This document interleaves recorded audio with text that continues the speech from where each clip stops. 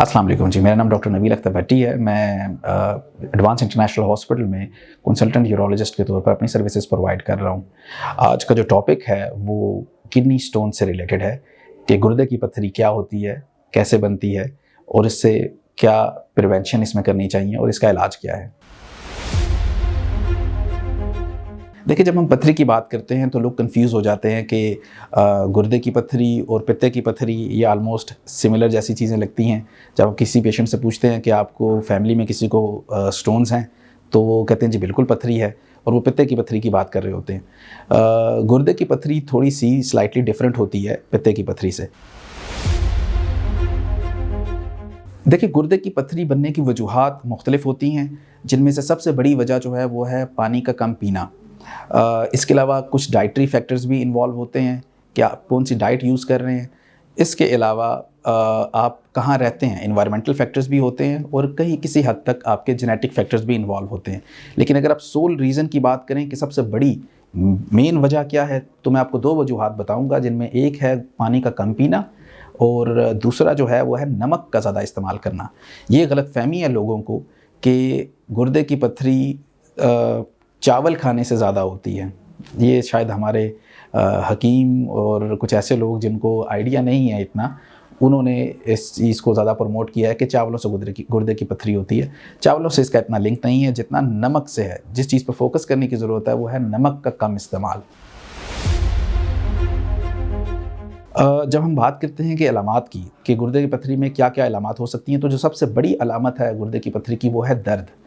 याद रखिएगा कि अगर गुर्दे में एक पत्थर है या गुर्दे में 10 पत्थर हैं, अगर वो रुकावट पैदा नहीं कर रहे तो आपको दर्द नहीं होगा। आपको दर्द तभी शुरू होता है जब गुर्दे की पत्थरी रुकावट शुरू करती है। तो रुकावट कहाँ हो सकती है? रुकावट हो सकती है गुर्दे के अंदर भी, और रुकावट हो सकती है गुर्दे की नाली में। मोस्टली जो दर्द होता है वो तभी शुरू होता है जब गुर्दे में नाली के अंदर जो है वो पत्थर आ जाए, और फिर उसके बाद रुकावट होती है यूरिन की, और फिर शदीद दर्द शुरू हो जाता है। अगर पत्थरी सिर्फ और सिर्फ गुर्दे में है और वो रुकावट नहीं कर रही, तो आपको गुर्दे में भारीपन महसूस होगा, थोड़ी सी बेचैनी सी महसूस होगी। लेकिन अगर वो रुकावट पैदा कर दे तो शदीद दर्द शुरू हो जाता है। दर्द के साथ आपको उल्टियाँ भी हो सकती हैं, मतली हो सकती है, बुखार हो सकता है, पेशाब में जलन हो सकती है, पेशाब में खून आ सकता है। तो मल्टीपल इसकी जो है वो सिम्टम्स होते हैं। जहाँ तक इलाज का ताल्लुक़ है, गुर्दे की पत्थरी में हम आजकल मुख्तलिफ़ तरीक़ा से इलाज करते हैं। इलाज का टोटल डिपेंड करता है कि गुर्दे की पत्थरी का साइज़ क्या है और गुर्दे की पत्थरी की लोकेशन क्या है। अगर गुर्दे की पत्थरी गुर्दे के अंदर ही मौजूद है और उसका साइज़ थोड़ा छोटा है, तो हम उसमें लिथोट्रिप्सी कर सकते हैं, बाहर से शुआएँ लगवा सकते हैं। इसके अलावा हम एंडोलॉजिकल प्रोसीजर्स कर सकते हैं, जिसमें यूआरएस शामिल होता है, आरआईआरएस शामिल होता है। इसके अलावा हम पीसीएनएल्स कर सकते हैं। तो आजकल जदीद टेक्नोलॉजी के साथ मुख्तलिफ़ तरीक़ा इलाज जो हैं वो आ चुके हैं, जो पेशेंट के लिए सबसे बेस्ट होता है। हम पेशेंट को देखने के बाद, स्टोन की लोकेशन देखने के बाद, स्टोन का साइज़ देखने के बाद, स्टोन की डेंसिटी देखने के बाद अपना ट्रीटमेंट डिसाइड करते हैं, और वही करते हैं जो पेशेंट के लिए सबसे ज़्यादा बेनिफिशियल होता है। देखिए, जैसे मैंने आपको बताया कि गुर्दे की पत्थरी की बनने की वजूहात क्या होती हैं, तो उन्हीं वजूहात को अगर हम देखें तो हम एहतियात भी कर सकते हैं। जैसे कि पानी का ज़्यादा इस्तेमाल। नॉर्मली जिन पेशेंट को गुर्दे की पत्थरी होती है या वो स्टोन फॉर्मर्स हैं, बार बार पत्थरी बनाते हैं, तो उनको हम कहते हैं कि कम से कम 3 लीटर से ज़्यादा पानी पिएँ। ये 12 गिलास बनते हैं जो आपने डेली का इस्तेमाल करना होता है। फिर हम उनको कहते हैं जो चीज़ें अवॉइड करनी हैं, उनमें नमक का इस्तेमाल जो है वो कम से कम करें।